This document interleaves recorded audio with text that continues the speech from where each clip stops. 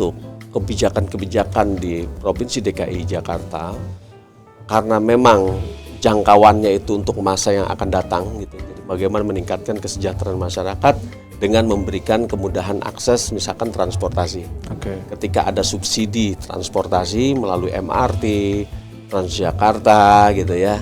Tentunya kita juga sekarang kan jarang melihat tuh ketika terjadi inflasi gitu ya. Yang penting kan ada subsidi dari sisi transportasi. Ini yang tidak berdampak nanti mau dia situasi dalam inflasi, sepanjang disubsidi kan harga itu harus sudah tetap terjangkau gitu. Misalkan seperti sekarang saja, tetap saja Transjakarta, MRT masih dalam batas wajar gitu. Jadi tarif angkutannya itu sudah memang karena sudah disubsidi gitu. Kemudian kita juga bersama-sama dengan kelompok masyarakat yang tergabung misalkan dengan Inkowapi, Induk Koperasi Wanita Indonesia, bersama dengan Sahabat Usaha Rakyat. Kita di Jakarta Pusat itu bergandengan tuh untuk menciptakan warung-warung yang bisa mensuplai bahan pangan dengan harga di bawah harga pasar. Itu kita tempatkan di area-area yang padat tuh. Seperti misalkan di Gambir, di daerah di daerah Petojo Selatan, kemudian di Kemayoran, ya di Utan Panjang. Waktu itu kita resmikan di sana. Kemudian di Mangga 2 Selatan, terus Petamburan.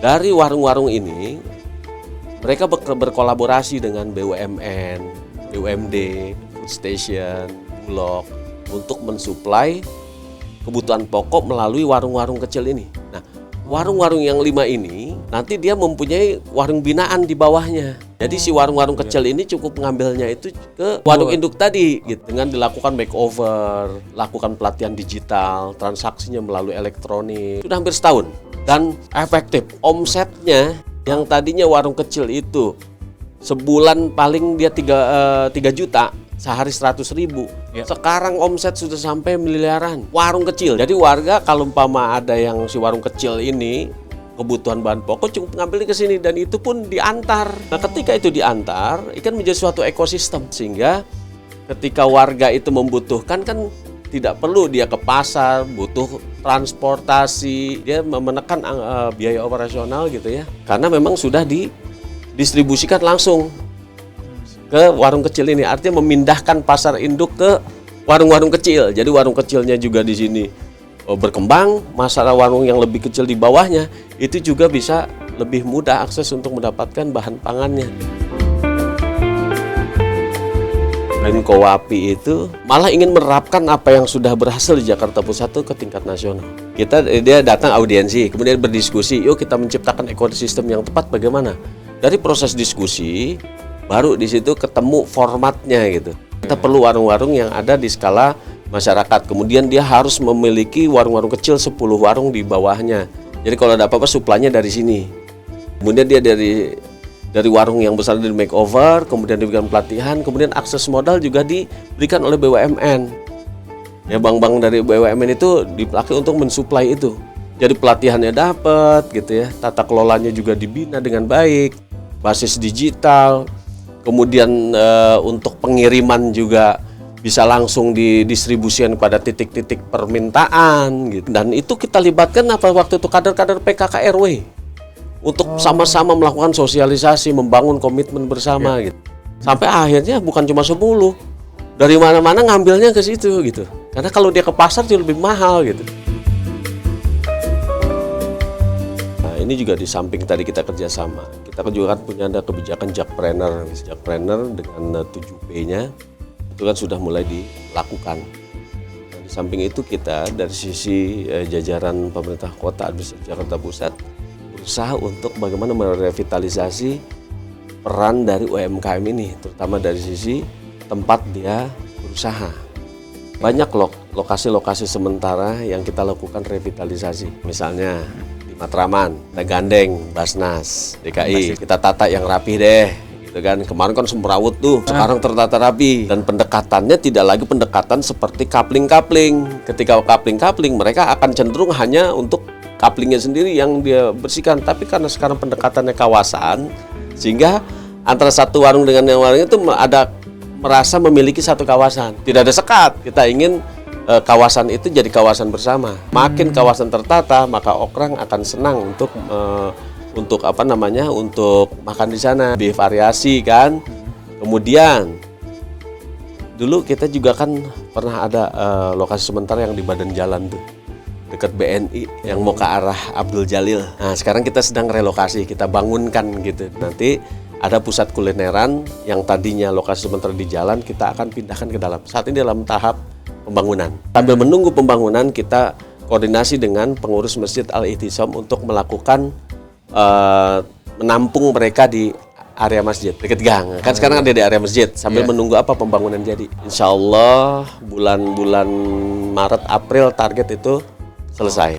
Itu yang ada di Abdul Jalil. Kemudian yang di Ben Hill tadinya berada di lahan depan BPK tuh, pagar BPK. Oh iya. Ya kan tadinya ada di trotoar. Nah sekarang kita sedang membuat model skybridge. Jadi nanti dia berusahanya di atas, tapi hak pejalan kaki ini tetap kita bisa fasilitasi. Pejalan kaki tidak terganggu dengan aktivitas usaha BPK, BNI untuk penataan kawasan. Makanya pendekatannya juga dari sisi etika itu kita nggak bisa pakai aliran deontologis. Kalau deontologis nggak bisa gitu kan, karena aturannya begini misalnya, nggak bisa juga. Tapi kan kita lihat dari pendekatan utilitarianisme tadi, nilai manfaatnya, mencari solusi supaya aktivitas usaha juga bisa berjalan. Hak pejalan kaki juga bisa terpenuhi, kebutuhan perkantoran, makan, gitu kan? Artinya win-win solution di sana. Artinya ekonominya juga tumbuh, hak masyarakat juga terpenuhi, gitu. Jadi semuanya mendapatkan nilai positif. Nah ini yang terus mau kita replikasikan, kita kembangkan lagi. Nanti kita ingin menggandeng para kolaborator, gitu ya, untuk sama-sama kita melakukan intervensi pada lokasi-lokasi sementara. Di samping ada program yang memang sudah melekat di UMKM, misalkan revitalisasi lokasi sementara yang di Cideng, yang di Pegangsaan. Itu kan lokasi sementara tuh sudah mulai ditata dengan baik, dengan rapi, sehingga juga tetap ekonomi bisa tumbuh, masyarakat yang menikmati juga lebih nyaman karena tempatnya bersih, rapi, tertata. Pokoknya loksem semua, lokasi sementara ini fokus kita. Di samping ada lokasi binaan ya seperti Johar Baru, ini kan sedang dilakukan upaya perbaikan. Ya, di samping pokoknya target saya lokasi sementara minimal di tiap kecamatan itu harus kita gandeng CSR kemudian kita tata dengan baik. Karena udah nggak saatnya kita berjalan sendiri-sendiri mengatasi persoalan ekonomi, persoalan lingkungan harus bareng-bareng. Kan tadi saya sudah sampaikan tuh, untuk menuju kota sehat salah satu indikatornya itu ya ODF gitu ya, stop BAB sembarangan. Nah supaya dia nggak sembarangan ya harus ada infrastruktur supaya dia juga bisa melakukan pengolahan limbah secara mandiri. Kadang-kadang ada keterbatasan, ya perlu juga pemerintah, sektor swastanya gitu ya, pentaheliknya masuk di situ gitu. Dan itu bisa dilaksanakan. Begitu pula dengan penanganan masalah ekonomi. Itu juga harus sama, itu mutlak gitu ya. UMKM akan berkembang kalau kita semua peduli. Karena justru yang membuat stabilitas ekonomi di Indonesia itu kuat, salah satunya itu peran UMKM tadi tuh. Ya, karena dia akan menstabilkan harga pasar. Kan harga pasar itu adanya di level akar rumput. Ya, kalau umpama di situ sudah harga terkendali, insya Allah gitu. Nah makanya kita tidak ingin mematikan yang kecil, tetapi justru membesarkan yang kecil tanpa harus mengecilkan yang besar gitu ya. Nomor induk berusaha kan udah gampang sekarang tuh, ya melalui OSS. Nah itu insya Allah dipermudah. Hanya mungkin perlu kita sinkronkan peruntukan ruang. Ya peruntukan ruangnya nih jangan sampai dia punya NIB nanti tempatnya juga tidak sesuai. Nanti dampaknya ke yang pertama lagi isu masalah banjir. Nah itu justru itu nanti kita sedang ini coba merancang. Ada dari BUMD dari Saranajaya. Setelah kita diskusikan dengan Plaza Indonesia, Green Indonesia, kemudian Tamrin City. Ya, kita coba merumuskan yuk gimana nih caranya supaya UMKM tetap bisa berkembang tapi tidak mengganggu lingkungan. Akhirnya dirumuskanlah, ya udah kita bikin desain. Nah, desainnya itu seperti Skybridge lagi. Nah, Skybridge itu nanti dengan bentangan yang lebih luas tanpa harus berdampak pada lingkungan. Nanti dia bisa merelokasi pedagang yang dari pinggir jalan itu dinaikkan ke atas. Kemudian ada lahan parkir yang cukup yang bisa menampung 4.000 motor misalnya. Kemudian aktivitas berdagang bagus, tapi juga dia nanti ada keleluasaan untuk mengelola kawasan itu. Ya, dengan ada keringanan pajak misalnya, ada potensi-potensi yang bisa dikembangkan untuk pemasukan, sehingga pemasukan itu menekan angka biaya sewanya. Ada desain sudah jadi. Belakang mall itu ya? Ya, di antara PI, GI, Tamcit kan ada jalan tuh, jalan M. Ishak. Nah, nanti kita buat di situ Skybridge-nya. Nah, ini bisa menghubungkan antara PI, GI, kemudian juga Tamcit. Nanti titik temunya ada di sana. Nah, dalam kaitan dengan apa? TOD, Transit Oriented Development, dengan MRT. Nah, kan juga lebih bagus tuh nanti kita buat sedemikian rupa supaya ini tidak kumuh tapi tertata dengan rapi. Makanya konsep sudah ada, ya tinggal kita menunggu hasil pembahasan di tingkat provinsi saja.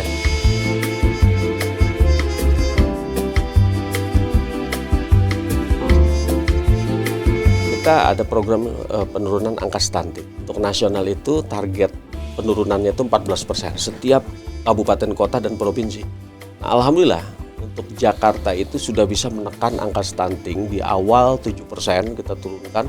Kemudian kita turunkan lagi menjadi 3,2. Nah, sekarang kita sudah berhasil mencapai angka 2,9. 2,9 tuh dalam rangka kita menekan angka stunting. Nah, persoalan stunting bukan hanya persoalan asupan gizi saja. Bukan hanya itu. Contoh begini, ketika saya survei balita-balita mana saya mau lihat balita-balita yang masih masuk kategori stunting. Ternyata apa? Oh, ternyata ada penyakit penyertanya. Pneumonia-nya, sindrom. Kemudian juga ada penyakit-penyakit penyerta yang pendekatannya nggak bisa kita paksakan asupan gizi, nggak bisa dia.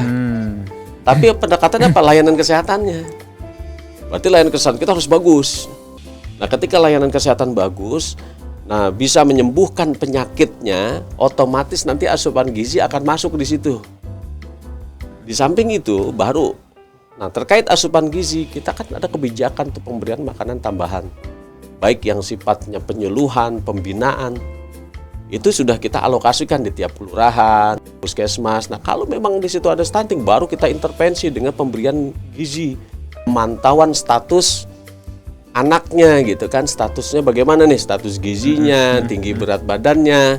Kemudian kita sinkronkan dengan pendidikan anak usia dininya, dengan PAUD HI-nya, holistik integratif.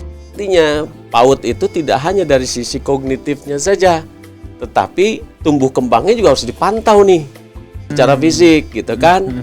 Nah, ini yang lagi disinkronkan antar berbagai kepentingan di situ. Ada PAUD di bidang pendidikannya, kemudian di bidang ekonominya, ya, kemudian layanan kesehatannya. Nah, di samping asupan gizinya, kemudian penyelesaian layanan penyakit penyertanya, juga kita pengen fisik lingkungannya kita tata dengan rapi. Karena kan untuk mengintervensi stunting gitu ya, atau gizi buruk atau kekurangan gizi misalnya, itu kan harus komprehensif. Ada yang sifatnya langsung, ada yang tidak langsung. Yang sifatnya langsung ya asupan gizinya dong penuhi, supply terus. Nah, baru kita lihat loh ekonomi dia kan nggak mau beli gitu. Kita nggak mau, baru kita masuk subsidi di situ. Dia masuk nggak dalam kelompok DTKS? Masuk itu ya harus kita berikan lagi di situ. Kita pantau benar status gizi si anak ini. Terus kalau memang di situ ada penyakit yang disembuhkan, layanannya harus diperbaiki. Baru di situ akan ada jaminan sosialnya, perlindungan sosialnya di situ. Ada premi BPJS-nya dipenuhi. Ya. Kemudian baru lingkungannya di situ. Masuk apa? Asupan air bersih. Ya kan air bersih itu artinya sanitasinya, kemudian juga terkait dengan pengolahan air limbahnya. Nah ini yang kita lakukan intervensi pada akhirnya. Orang tuanya juga, stunting itu bukan hanya anak saja. Tapi ketika 1000 hari kehidupan manusia, di awal ketika ada janin di dalam rahim seorang ibu, maka ibunya juga harus diintervensi juga dengan asupan gizinya gitu. Makanya kan ada pemantauan dalam ketika ibu hamil itu kan ada kunjungan 1 sampai kunjungan 4. Dia dipantau terus oleh jajaran puskesmas. Nanti remajanya juga sama, karena menuju remaja itu kan mau ke dewasa, usia produktif, dia harus juga dikasih pemahaman asupan darahnya misalnya. Kemudian juga pola hidupnya, makanannya, karena dia akan menjadi seorang ibu. Ketika ibu, jadi itu siklus kehidupan yang nggak boleh terhenti gitu loh. Nggak bisa melihat hanya bayinya saja, atau ketika lahirnya, sebelum lahir juga kan harus ada asupan. Karena pendidikan yang paling utama kan ibunya. Kalau ibunya bagus, secara psikologis bagus, secara gizi bagus, ke anaknya juga kan akan bagus juga gitu. Nanti masa remaja juga harus ada. Nah menjelang dia mau nikah, harus ada pembinaan kesehatan juga di sini. Ya itu memang perlu ada effort yang lebih besar. Pertama dari sisi aspek layanan kesehatan. Itu dulu dikembangkan tuh layanan kesehatannya bagus. Insya Allah nanti semuanya akan berdampak juga. Nanti asupan gizinya bagus, baru nanti dari aspek ekonomi, kemampuan dari pembunuhan gizinya, ini lagi menjadi intervensi gitu.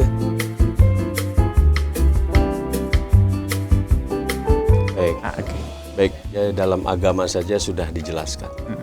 Ketika hari ini sama dengan hari kemarin, itu sama dengan kita merugi. Ketika hari ini lebih buruk dari hari sebelumnya, kita sudah kena azab. Yang bagus adalah hari esok harus lebih bagus dari hari ini, dan hari ini harus lebih baik dari hari kemarin. Nah, harapan kita di tahun 2023 itu ada perbaikan mendasar dalam rangka peningkatan layanan dan juga peningkatan kesejahteraan masyarakat khususnya di Jakarta Pusat.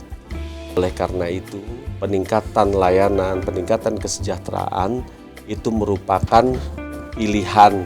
Mau bagus kita sendiri yang ciptakan, jelek juga kita yang ciptakan. Nah untuk komitmen menciptakan yang bagus, yang lebih baik, tentu tidak bisa hanya mengandalkan satu sektor saja, pemerintah saja, tetapi kita harus berupaya bersama, memperjuangkan bersama. Pemerintah juga memperjuangkan layanan terbaiknya, masyarakat juga bisa melakukan upaya peningkatan partisipasi dalam menunjang kebaikan bersamanya gitu ya, sektor swastanya, pendidikannya, dan semua sektor.